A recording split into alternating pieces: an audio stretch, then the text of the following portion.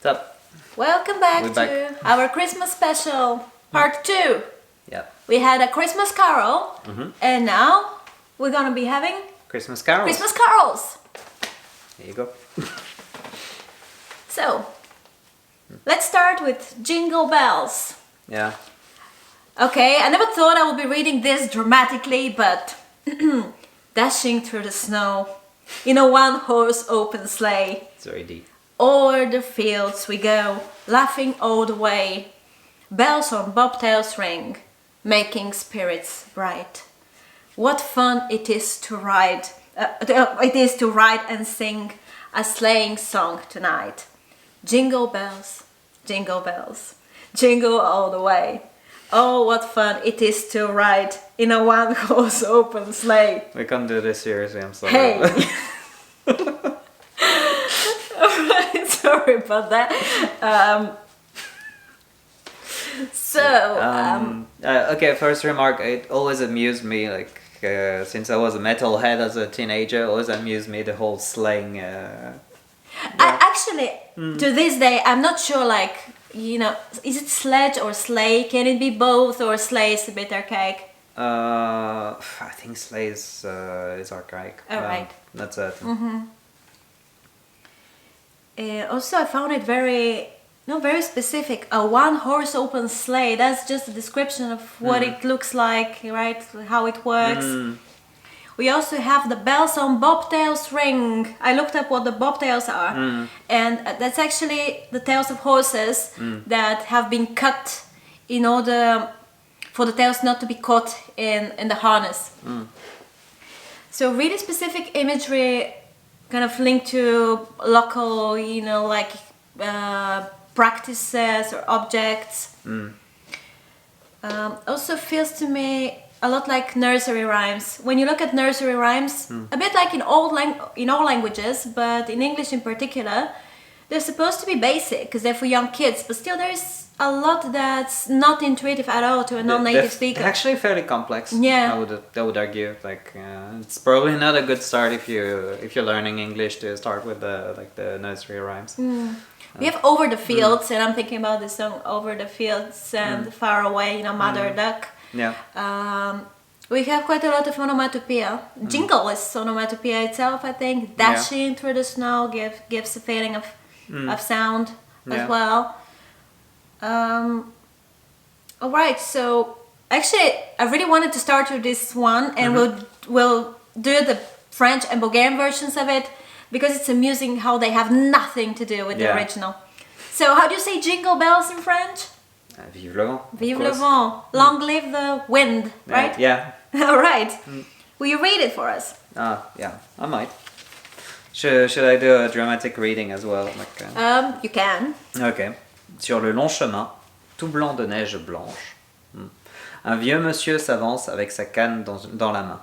Et tout là-haut le vent, qui siffle dans les branches, lui souffle la romance qu'il chantait petit enfant. Oh, vive le vent, vive le vent, vive le vent d'hiver, qui s'en va, sifflant, soufflant, dans les grands sympas verts. Oh, vive le vent, vive le vent, vive le vent d'hiver, boule de neige et jour de l'an, et bonne année grand-mère. So, Happy New Year, grandmother? Yeah. Oh, wow. Okay. There you go. Here, I can't help but notice it's really kind of nature, the way Jingle Bells, it's culture. You have the wind making the sound, not the bells. Yeah. So we have Le Long Chemin maybe invoking the French landscapes, Well, yeah, vast. it's sort of interesting. You imagine some wide open field with exactly with the wind blowing up everywhere, so you can hear it like pretty well. I suppose it's this notion, and you can also feel the cold with everything is white and snowy. So yeah.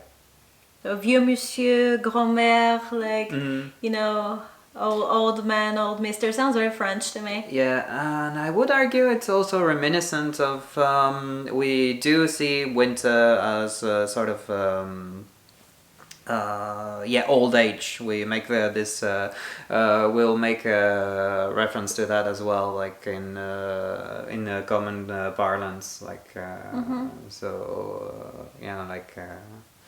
like winter representing like old age. So yeah. All right. And we have some nice onomatopoeia as well, like sifflant, soufflant. You know what it made me think of? You know, like the story about the three pigs and the wolf. You know, like he was huffing and puffing. Maybe. Okay. I don't know if that's how you translate it in French, but it just made me think of that. Not exactly, but it doesn't matter. It's fun, like to make things. So yeah. Oh, we go to the Bulgarian. Yeah, sure. Okay, it's called zun zun zun. So that's the sound a bell would make. Yeah. Actually, there's quite a lot of repetition in it, you see. I had a quick read through. I would never manage to read this. I will do it for you. Okay. Вятърът навън, бял кавал наду. Дядо Мраз в сън песента му чу. Май съм закъснял, рече си тогас. Из голямата шейна литна той при нас. Зън, зън, зън, зън, зън, зън, чуй се сладък звън. Дядо Мраз, идва пак при нас. Мечо с кривак, вълчо с калпак, обещава тази нощ да не бъде лош. Зън, зън, зън, зън, зън, зън, чуй се сладък звън. Дядо Мраз, иде пак при нас. So I'm in this song. Who are you? Like Sladak. Ah yeah, that's how I called him. It's like sweetie. That's sweet. Yeah. Okay, so we got Dядо Mraz, which I think it comes directly from Russia. Yeah. Basically, now we say Dядо Koleda, we say literally grandfather Christmas. Like in French. Well, I'm talking rubbish. We say Père Noël, which You is say Father Christmas, like Christmas. in English, yeah. Yeah. There's a lot of really typical references to Bulgarian culture, like Biał kawał nadu. We have the wind, but the wind is like playing a flute. And also we have these animals that we see in fairy tales. We have Mecho, the bear, Vocho, the wolf, the kind of diminutive sweet forms of the words. Yeah. You know, and with the capital, it's really their names. And so they're holding krivak, if I'm not mistaken, is the thing that shepherds have. And kalpak is type of hat, traditional hat, obviously. The conic one. I don't think so. I'm not sure. I think it's like more like rectangular. Like, weren't you wearing fez at some point? No. As well. But the fez, the particular thing is it has a thing sticking out of it. Okay, so yeah. Like a bit like that. A bit like this. There you go. Okay, so shall I hand to you the German? Sure, certainly. I'll butcher it again. I'm sorry about that. So dramatic reading again. Yeah. You can go ahead. So that's gonna be our Christmas tree. In German, it's all Tannenbaum. Oh, Tannenbaum. Yeah. Okay. Oh, I can't sing. Oh, Tannenbaum, wie treu sind deine Blätter. Du grunzt nicht nur zur Sommerzeit, nein, auch im Winter, wenn es schneit. Oh, Tannenbaum, wie treu sind deine Blätter. Oh, Tannenbaum, du kannst mir sehr gefallen. Wie oft hat nicht zur Weihnachtszeit ein Baum von dir mich erfreut. O Tannenbaum. Yeah, Entschuldigung. that wasn't especially good reading. So, all right. So I've noticed a couple of interesting elements. Like I do find it this sort of the tree is really personified. How loyal are your leaves? Like wie treu sind deine Blätter?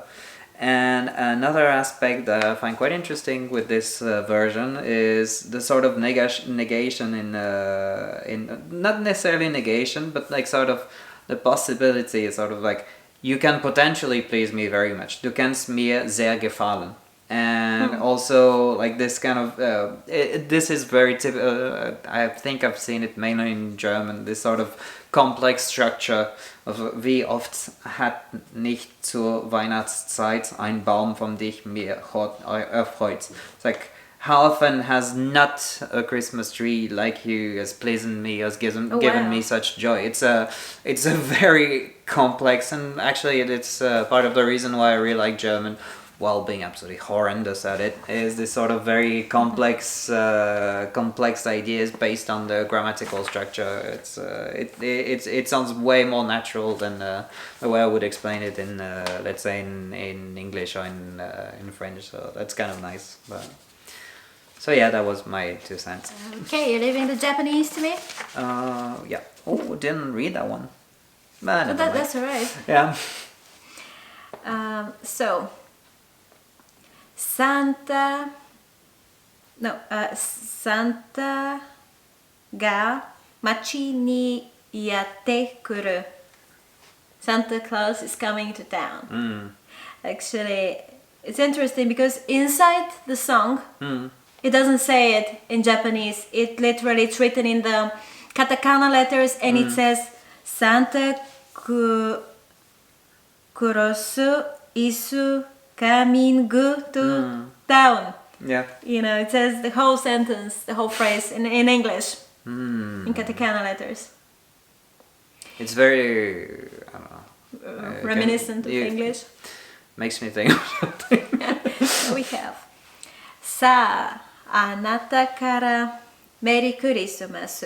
Watashi kara Merry Christmas. Santa Claus is coming to town. Ne kikoete kuru desho. Suzu no ne ga sugu soko ni Santa Claus is coming to town. Machi kirenai de oyasumi shita ko ni kitto subarashi presento motte. So really simple lyrics, actually. Well, to be honest, and I find this really interesting, there was no notion whatsoever of Christmas in like let's say your traditional Japanese culture, and you can sense that. Like it's very much like what I expect of to find in a mall or something. It's a pretty kind of very light light interpretation of okay, you've got this old man who brings presents, and that's that's really taken I think from traditional English language. You know, it says sleepy children, like don't wait, go to sleep. There will surely be some nice presents. Even the word present, by the way, presento is I think there is also a traditional word, but presento is very, very commonly used. Yeah, it's interesting. Okay, so we have sa, something like here we go, here we are. Anata kara, from you. Watashi kara, from me. And then, you know, Merry Christmas, which is the way to say Merry Christmas. You know, it is not translated because there are ways to say Merry, Happy, you know, but it is Merry Christmas. Yeah. And then, yeah, of course, Santa Claus is coming to town. Then we have Hey, right here. But also, like, he's coming, you know, there is a link to the original meaning, you know, they translated the title already, but even within the text, it's a bit like, you know, the sense that Santa is coming. It is there, even though not very underlined or detailed. Yeah. Okay, now I'll give you the Spanish. I always give you the Spanish when I actually wish I would read the Spanish, but there you go, it's yours. And I'm not doing an especially good job of it, but... Okay, so it's a song, very common song. I think it was rated #1 as the most common Christmas songs. Los peces en el río, the fish in the river. Okay. Pero mira como beben los peces en el río. Ah, just got it. The fishes. Yep. Pero mira como beben por ver al Dios nacido. Beben y vuelven a beber. Los peces en el río por ver a Dios nacer. La Virgen está lavando y teniendo en el romero. Los pajaritos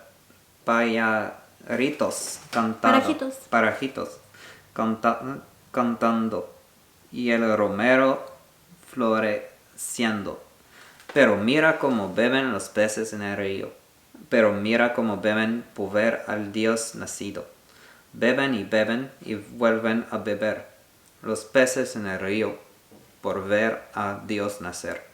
La Virgen se está peinando entre cortina y cortina. Los cabellos son de oro. Like they have golden, right? Yes. Yeah. Y el piene de plata fina. Pero mira cómo beben los peces en el río. Pero mira cómo beben por ver al Dios nacido. Beben y vuelven a beber. Los peces en el río por ver al Dios nacer. Right, so we actually said it in a very dyslexic manner. You know, the little birds, it's pajaritos. Yeah, well, I have them. Not necessarily dyslexic, but I tend to switch. Yeah, it happens, I think, to many people. Sorry for that. Okay, so, you know, in terms of meaning, it's like, It's cool. really I like doesn't it. make much sense. So the fish are drinking in the river. To be honest, I didn't take the time to read it properly, but I love this image of the fish drinking the river the river. Beben y vuelven a beber. That's a very Spanish way of say, you know, to do something again. Volver plus the infinitive. Volver. Yeah. Excellent film, by the way. Film Volver, okay. Yeah. By Almodovar? Almodovar. Okay. So it starts with pero, but already a strange start. But the fish in the river are drinking. So there is Virgin Mary, but like doing some really random things, like washing in the river and combing her hair, which, as you said, is of gold. Yeah. Okay. I like it. It's really cool. You should actually hear it sung. Right. I have the Italian, which is Astro del Ciel, which is actually the Italian version of Holy Night, Silent Night. And it's been sang by Andrea Bocelli. I'll read it. It is very difficult to read because the words literally don't resemble modern Italian. Would you say it's an archaic form based on Latin or I would say so. or a local dialect? No, Local I would say it's based on Latin, even though I don't speak Latin. You have studied some Latin, I think. Yeah, some But basics. you know what I'm basing myself Yeah. on? The fact that it seems closer to the other Latin languages a bit, you know. So that would mean it's close to Latin as well. Astro del ciel, pargol divin, mite agnello redentor, tu che I vati da lunghi sognar, tu che angeliche voci annunziar, luce dona alle menti, pace infondi nei cuor. That's just like the first verse. So we have cuor instead of cuore. We have pargol instead of pargolo, which is a word for infant, young child. The grammar, the infinitives, you know, like soñar, anunciar, normally there is an e at the end. And that's what makes me think it's closer to Latin, because this A is really only in Italian. You don't have it in French or in Spanish. So all of these are kind of definitions of Jesus Christ. Some are nouns, you know, star of the sky, starting with star of the sky, but they also their whole expressions, like of whom angelic voices are announcing.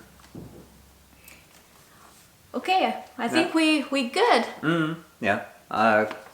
Guess could have expanded on the German a little bit, but like one final thing that is not necessarily linked to the Christmas Carol, but we lived in Alsace for a while, which is an area in France, and it's really their specialty. Like Christmas is absolutely everything to them, and even traditionally, it's sort of coming like partly from them. The whole Christmas theme. Christmas markets also. Yeah. Now you can find them in all the big cities in France, but even in back German, when we in were Germany there. too. That's yes, of course. That's the one thing that we really share with Germany is this notion of Christmas, and it does stem from like essentially this part of France, and it's funny. So you have Marché de Noël and Weihnachtsmarkt, and you also find lots of typical some old-fashioned German names in there. So in relationship, basically linked to the Christmas carols, like I would advise, obviously, when the pandemic is over, like to head to Alsace one day and actually see how it's like. It's very nice over there. So that was, yeah. Warm wine. We'll Yeah. make some warm wine at Yeah. home, right? So yeah. Anyways, that was it. Okay, so thanks for being with us. We really enjoyed that. Yeah. And yeah. Yeah, Merry Christmas. Have lovely holidays and see you after that. All that. See ya. Bye bye. Bye-bye. See ya. See ya.